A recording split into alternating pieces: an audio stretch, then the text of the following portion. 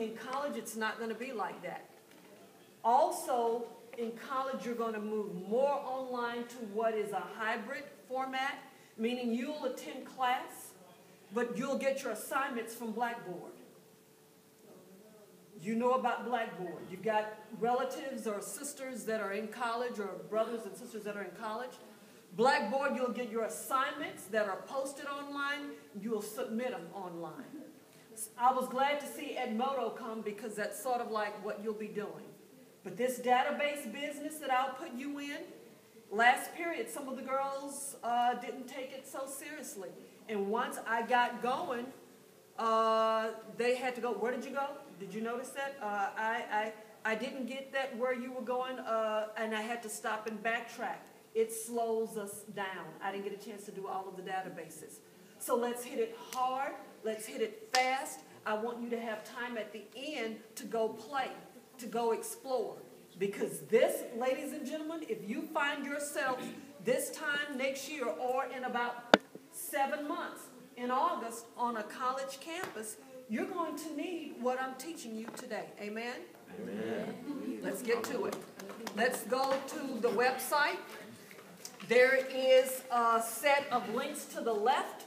One of them is called Databases 2014-15. Click there. Start there. When you click there, thank you, the state of Texas, because it bought all of these databases for us. We're going to go into TextQuest database. There's this little link right underneath my heading. Click there. I'm moving fast. If you are at home this afternoon trying to finish up this assignment, it's going to ask you for a password. Your password is LEARN. Learn. L-E-A-R-N. You said under your Let me go back. Let me go back. All right, here we go. Right Can you here. go back through that for them, please? Say that again. Can you go back and Okay. how you did it? All right. We first start out with lhslibrarylair.blogspot. That is your portal to this is your digital library. So from there, you've got this sidebar on the left, and it says, I think the fourth one is Database 2014-15. We're going to click here. When we click that, this window comes up. There is a little bitty hyperlink under Database 2014, and that hyperlink says TextQuest Database. That's what you're clicking on. When you click there, at home, it's going to ask you for a password, which is L-E-A-R-N, learn. All right? On these computers, it already recognized that the Wi-Fi signal that it's already paid for. But at home, it's going to ask you for that password. You're going to click Proceed. Now, you've got a page filled with databases, and it's the same set of databases at the college across the street. They have the same thing. I know because I was a librarian there, and I bought them. We taught them. All right. So, ladies and gentlemen, we'll come back to Scribner writers. We'll come back to Twain authors. The first place that we're going, you're going to have to scroll up a bit, and remember how to do that with your 2 fingers, and you're going up the trackpad, and you're scrolling, and you're scrolling, and then you're going to go to Literature Resource Center. So you're clicking there. Everybody with me so far? All right. When you see this window, you are ready for, let me have the handout that Miss, there we go. You are ready for this. When you've got your title and your author in your head, you are ready now for this page. I'm going to type in Arabic. In fact, I'm going to type in James Joyce in Arabic. I'm going to type in the author first. No, I want you to do the one that you're doing. This is a working session. So I want you to type in your title. The name of the short story and the author. Let's just try it. You don't have a laptop? I'm sorry? You don't have a laptop? I do. Or they're using it. Well, who didn't have the laptop? He did. Do you have your ID? She said he didn't have it. Oh, okay. I need you to stay with me, but understand this. Not everybody should be typing in Arabic. Amen? Amen. You've got your own title. You've got your own author. Type in the name of your short story.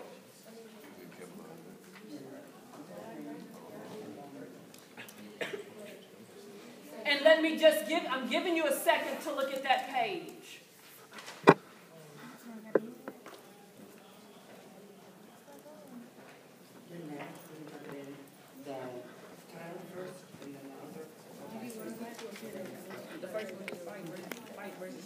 All right, now, you guys, stay with me.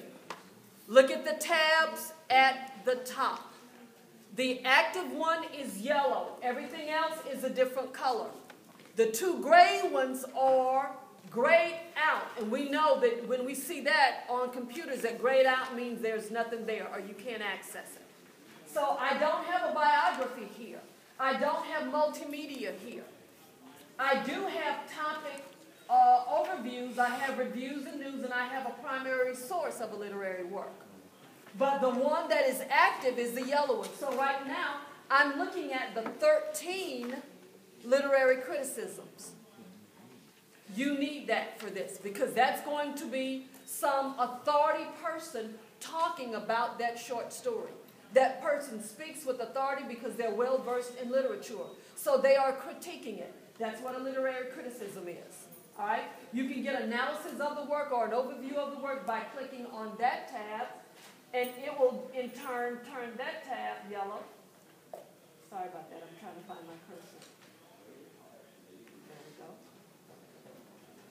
go. And that will become yellow now. And, of course, I have two overviews of that. So that's how that works. But I really want to go back to literary criticism because that's what's being asked of me. Now, I like the look of number 1 because number 1 says it's an overview also. So I'm clicking number 1. I'm looking at number 4. I like number 4 because look what it says. It says Araby and the writings of James Joyce. So it's going to talk about Araby, but it's going to be talking about its other work so I can have some sort of comparison. And that's always good. So I want number 4. He was Irish, so he brings that perspective.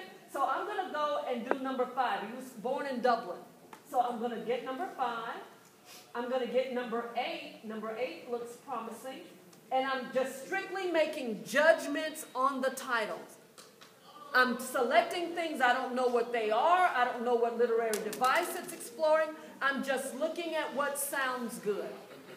Now, are you doing the same thing? Let me give you 60 seconds to do the same thing. Look at your title. Look at your work, literary work, and let's just choose a few things. Some of you are making notes, and that's cool, about what I'm doing. But I want to give you 60 seconds to choose something. Even if you don't intend to keep it, I just need to take you through the process. You may access this at home in the same way that you did it here, through your phone, through a laptop, through a tablet, in any way, okay? But the information that you find here is to find its way somehow into your analysis paper, and it must have the citation that they have at the bottom, okay? I don't mind that you use other people's ideas. I do mind if you don't give them credit. And we'll talk more about that in a moment. Yeah. All right. Now, hopefully by now, you have marked some items. You've checked it to the left. This is where you mark by checking the box on the left. What magically happens is, at the top, all of those things that you marked are gathered. And you'll click on that hyperlink. It's called Marked Items at the top. It's right underneath the logo. Do you see that? So click on Marked Items. Do you see all of the things that you checked? Now you get into the options of emailing them to yourself, which I love. Because when I was in graduate school, I had to drive all the way back to Denton to get something. I thought that I had citation information. I had to get in the car and drive all the way 30 miles back to Denton. I love it because this information, if I'd been able to email it to myself, I just could have opened up my email. Okay? So it's there. So use that email feature because this is how you check it out. This is basically the same thing as coming up to that front desk and I checking it out to you. You're just emailing it to yourself. Same thing. And you must have a copy of whatever you're using for your critical analysis and whatever you're using for your biography. You must have those articles. You may email them to me, but always email them to yourself because you're going to be using them when I'm not around. That's exactly right. And ladies and gentlemen, let me talk about the legacy of information. If you keep this, if you create a Google account of just assignments that you do, you won't be starting at square one when you get to college because James Joyce will come again. He'll come up again. When you guys read the Chaucer Tales, guess what? Sophomore lit in college, you'll read it again. So you want your legacy of information to follow you, right? Because you'll see these same, classical literature is classical literature, and it's classical for a reason. It's endured the test of time. So you'll see some of these authors again. Let's stop starting at square one all the time, okay? Let's look at the citation tool. Oh, let's just look at the email tool. Let me show you how that looks.